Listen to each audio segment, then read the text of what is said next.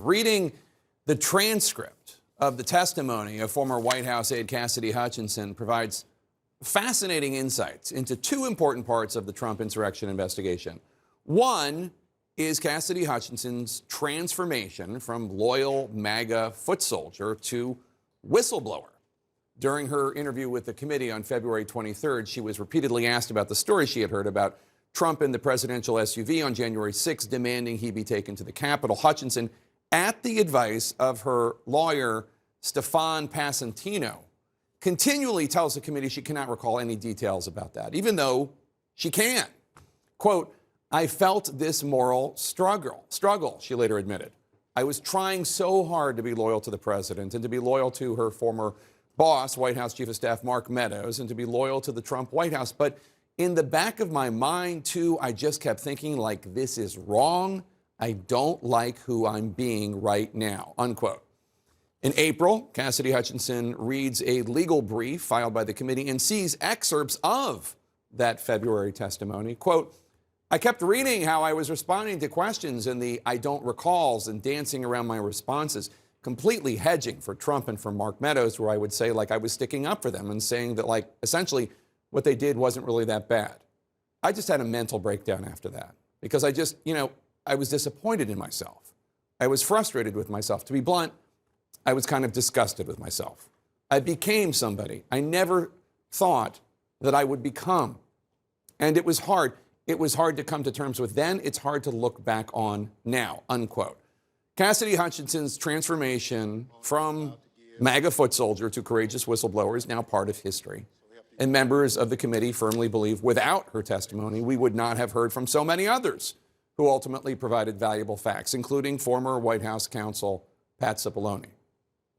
The second major point one can glean from Cassidy Hutchinson's description of her experience with Passantino could provide insights into why so many others in the Trump orbit continued to say, "I don't recall," when they assuredly did. She sought legal help from Trump world, and she got it. But just who was her lawyer seeking to protect? Quote, "Would you mind letting me know where the funding for this is coming from?" she asks him, according to her testimony. "We're not telling people where funding is coming from right now. Don't worry, we're taking care of you," he responds. Then later, preparing for her testimony in November 2021, Cassidy Hutchinson asks, quote, "Could we print off a calendar really quick? I want to make sure that I'm getting the dates right with these things." He goes, "No, no, no." He says, "We're going to downplay your role. You were a secretary. You had an administrative role. The less you remember, the better." She tells him, "I had this conversation with Deputy White House Chief of Staff Tony Ornato when we got back from the rally that day, and he told me that the president tried to wrap his hands around Secret Service agent Bobby Engel's neck and strangle him because Engel wouldn't take him to the Capitol." Passantino tells her she shouldn't go there. She doesn't need to share that with the committee. Hutchinson tried to get some clarity, asking, "Okay, well, what's the line that I draw her here?" Her lawyer's response, quote, "Look, the goal with you is to get you in and out. Keep your answers short, sweet, and simple. The less the committee thinks you know, the better. It's going to be painless, and then you're going to be taken care of," unquote. Cassidy Hutchinson says, quote, "He specifically told me I don't want you to perjure yourself, but I don't recall isn't perjury," unquote. Keep in mind, all this time, Passantino is also helping to set Cassidy Hutchinson up on job interviews. He says, quote, "We're going to get you a really good job in Trump world. You don't need to apply other places. We want to keep you in the family," unquote. So the free legal representation and the job opportunities are what she's getting, and what she's giving is assistance in a cover-up. In her very first interview with the committee in February, she's asked multiple times about that incident in the SUV, which she says at the time she never heard anything about. But then during a break, she tells her attorney, Passantino, "Stefan, I'm effed." He responds, "Don't freak out, you're fine." She insists, "No, Stefan, I'm effed. I just lied." He says, "You didn't lie." "No, Stefan, do you know how many times they just asked me that question? I just lied." Passantino says, "They don't know what you know, Cassidy. They don't know that you can recall some of these things, so you saying, 'I don't recall,' is an entirely acceptable response to this," unquote. And the fear of what would happen to her if she did not take his advice was potent, she says in her testimony. Quote, it was almost like I felt like I had Trump looking over my shoulder because I knew in some fashion it would get back to him if I said anything that he would find disloyal. And the prospect of that genuinely scared me. She testifies, I'd seen how vicious they can be, the level they'll go to tear somebody else down. And why would she feel like Trump was looking over her shoulder? Well, she quotes Passantino telling her, quote, the boss does read transcripts, and we want to make sure that, like, whatever he's reading isn't going to put you in a bad situation. I mean, it all sounds like a mob movie. Before her second interview, she gets a call from an aide to Mark Meadows, who, she says, said something to the effect of, well, Mark wants me to let you know that he knows you're loyal and he knows you'll do the right thing tomorrow and that you're going to protect him and the boss. He knows that we're all on the same team. We're all a family, unquote. Hutchinson testified that she told her mom, I'm effed. I'm completely indebted to these people and they will ruin my life, Mom, if I do anything that they don't want me to do, unquote. Now, the final straw for Cassidy Hutchinson comes when Passantino advises her to stop cooperating with the committee. Quote, there's a small element of risk to refusing to cooperate, he says. She tells her lawyer, I don't want to gamble with being held in contempt of Congress, Stefan. If they do prosecute me, I theoretically could go to prison, right? He said, well, just keep giving it some thought. We really think this is what's best for you, Cass. Like, this needs to end at some point. And I think it just needs to end now, unquote. And Hutchinson explains it was this moment, quote, in my mind, I thought, this does need to end now, this being our attorney-client relationship, unquote. So, when other transcripts are released from other witnesses and you see how many I don't recalls have been offered, keep all this in mind.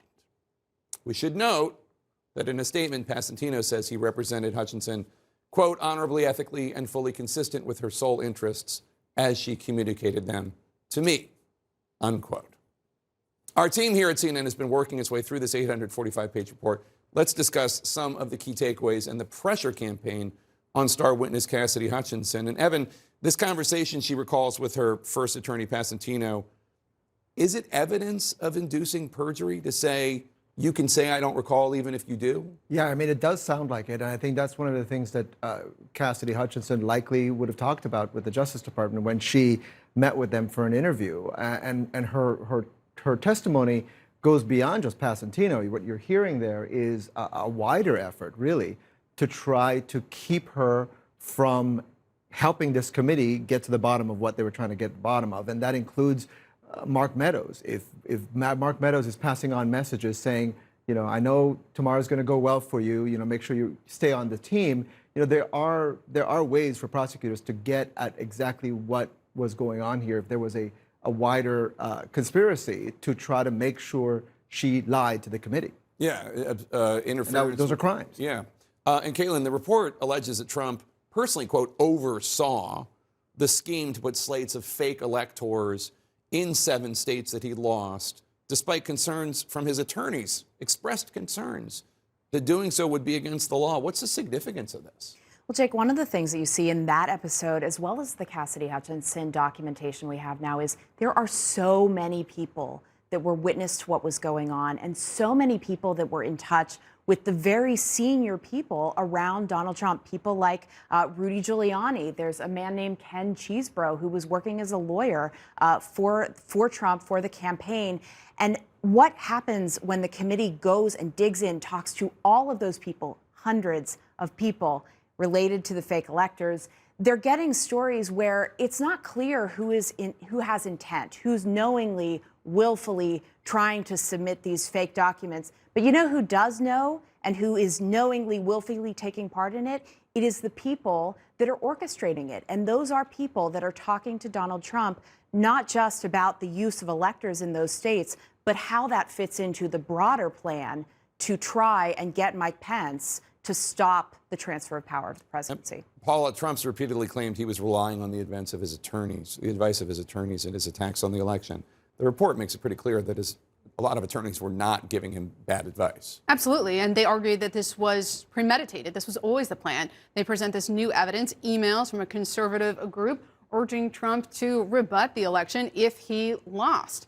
They are also presenting new evidence that the White House was in touch with John Eastman, for example, while he was drafting his now infamous memo about how Pence could try to block the counting of electoral votes. We saw on Monday they presented multiple clips from interviews of White House advisors who were telling them, look, you didn't lose. So even if they tried to argue this, they can point to these other clips. And then, of course, they use these anecdotes like him calling one of his attorneys, Sidney Powell, crazy when it comes to her allegations about foreign interference. So it's not clear that he needs a criminal defense at this point. He, of course, hasn't been charged, but it's clear the committee was trying to preemptively thwart this defense. Yeah, I mean, he wasn't wrong about Sidney Powell.